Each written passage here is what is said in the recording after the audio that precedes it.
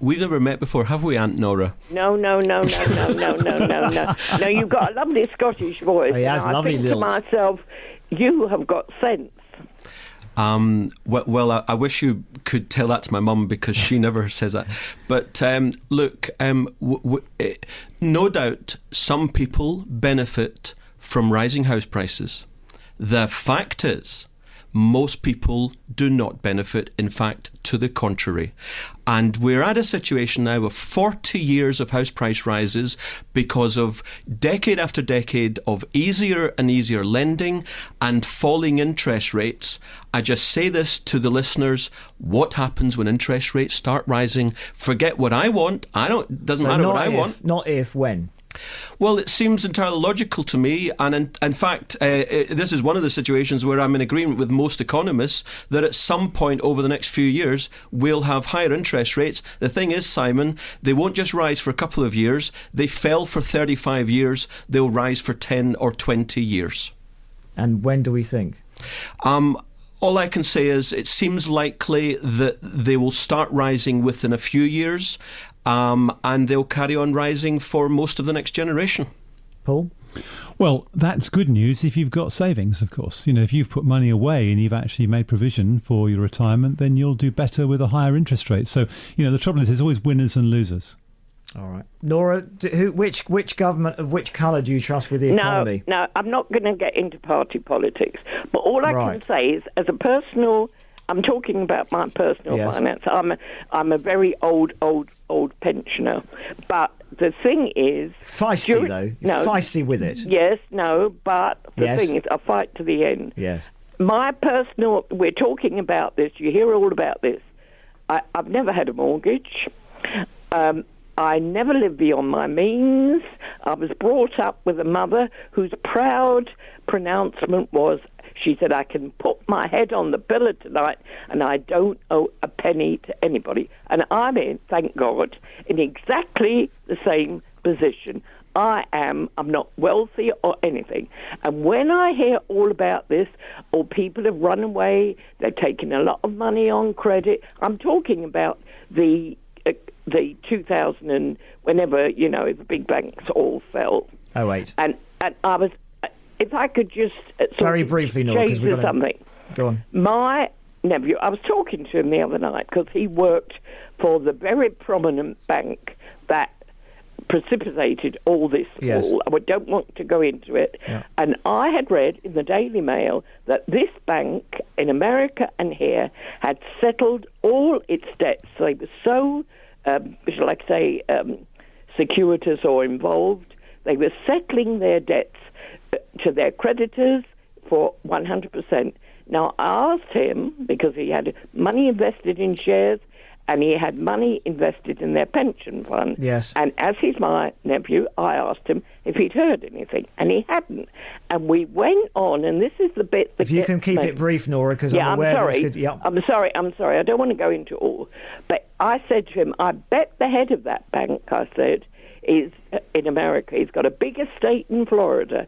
And my nephew said to him, not one person belonging to that particular bank, auditors, anything, not one of them have been prosecuted or anything. Thank you, Nora. And I think there are many people who will wonder when or if any of that may well happen here. Let's leave that for now. But it's a fascinating debate. If not slightly hugely fearful as well. Jonathan Davis, Paul Robinson review the day, Simon Lederman Show on BBC London 94.9. Paul, can we talk about a remarkable story about Latin?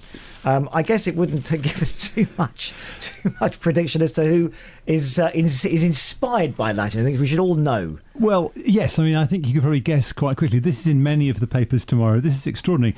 The story that hundreds of children in some of London's most deprived areas are set to get a taste of Latin.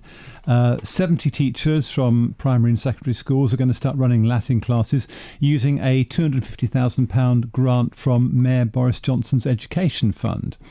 Now, I'm not going to argue that maybe classics aren't fun, but is learning Latin the most useful thing we can do with £250,000? I did learn Latin at school, and I dropped it as soon as I could. And I remember being told by teachers, Latin will be fantastic. It will help you with your French, help you with your science. And that is all complete and utter nonsense. It didn't help me with anything. It's interesting to learn. It's an academic exercise. It's a dead language. I'm not sure but learning Latin is the right Does it thing to enable do. you or help you to hold your own when you are with certain members of society, and they will think, goodness me, Paul Robinson is a wonderfully adept at Latin. We must trust him with other things, other matters. Sadly, I wasn't very adept, and I wouldn't be quite so arrogant as to assume it. I mean, honestly, I thought Latin was a complete waste of time, I can see absolutely no value in it. And it seems to me completely the wrong priority. Jonathan, are you a speaker of languages, albeit not Latin? The Bank of England must be steeped in Latin sayings from many years ago. Well, I'm sure there's lots of Latin and Greek and classicists in the Bank of England. It hasn't actually helped them know what on earth they should be doing. It's funny, it's interesting what Paul's saying there, because my initial thought was that Latin would help pupils and students to A, learn other languages, and B, know our own language better. Are you saying it doesn't help with English? Well, it didn't help me. I mean, it may just be me. I mean, I would have thought if you're going to learn another language, maybe you should be learning Spanish or maybe even Mandarin. These are languages that are going to be useful. One of the Oriental languages. The Chinese are becoming an increasingly important economy. I mean, Latin is just dead. No one speaks it. I can still say, Magister aqua puerum dat. How dare the teacher gives the boy a glass of water, but so what? That's a very fair point there. That there's 1.3 billion Mandarin speakers on the planet, and most people would probably agree that 20, 30, 40 years from now, China is going to be the economic powerhouse on the planet. So maybe we should be looking at Mandarin rather than Latin. I would say one thing, though. I think we've got a lot to learn from the classics, because human nature never changes. Since ancient Rome, ancient Greece, there's still going to be butchery. There's still going to be, shall we say, good and bad people. And greed. I totally agree with that. I totally agree. What languages do you speak? Do you speak? Because you travel around. Yeah, you speak English remarkably well, but for a native. But do you travel around the world? I travel a lot, and since I last saw you, I think I've been to 3 or 4 countries. I've certainly been to Dubai. I've been to Malaysia. I've been to India. I mean, most places you can speak English. I mean, I've done business in about 90 odd countries in the last 20 years. The only countries I've any problem with are China, because actually a lot of people do not speak Mandarin. And I've sat in conference rooms where the entire presentation for the entire day has been in Mandarin, and it's blooming hard to stay awake, I can tell you, in the afternoon. You feel the eyelids dropping.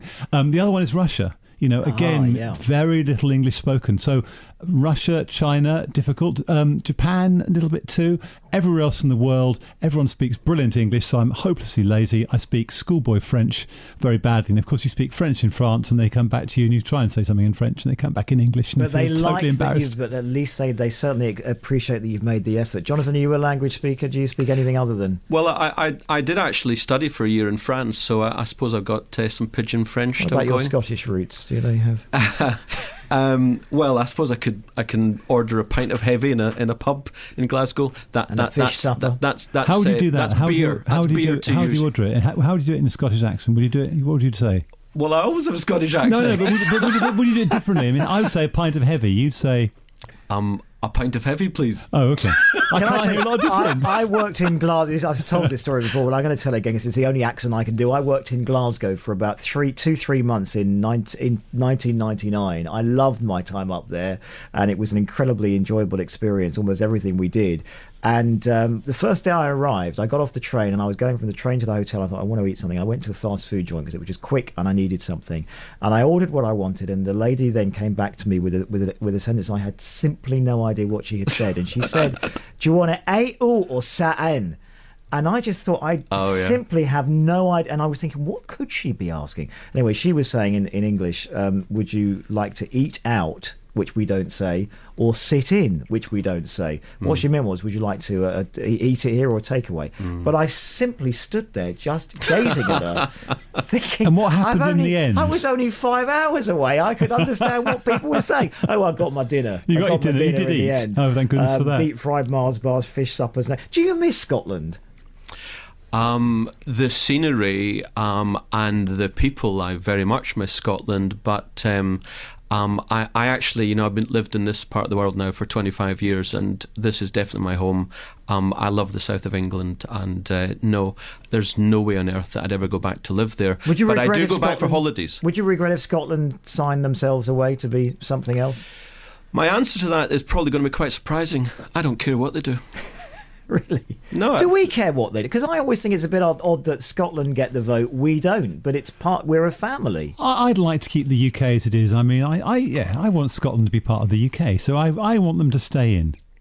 Even though I think there's net money going north, isn't there? No doubt. We're subsidising the Scottish economy, and if I doubt Scotland will actually vote for independence. I mean, looking at the polls, that's very unlikely.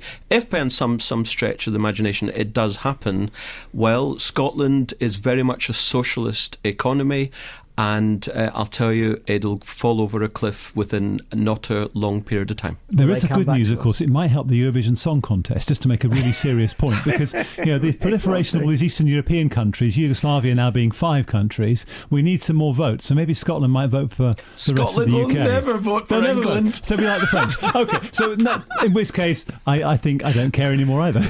I guess they'll lose the BBC if they'll lose a lot of things that they may well be taking for granted. They may not want the BBC. They may want to cherry pick, of course, and keep the BBC. Well, they can't, can they? I think they pay for it. They do what they want. Yeah. I think they'll be more interested in keeping the oil than the BBC. Yeah. Well, you say that. No, I think the BBC gets my vote every time.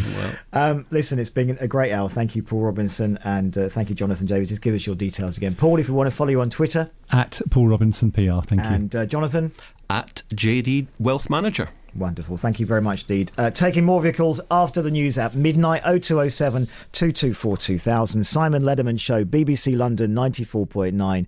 And Valley Fontaine has the headlines on the way next.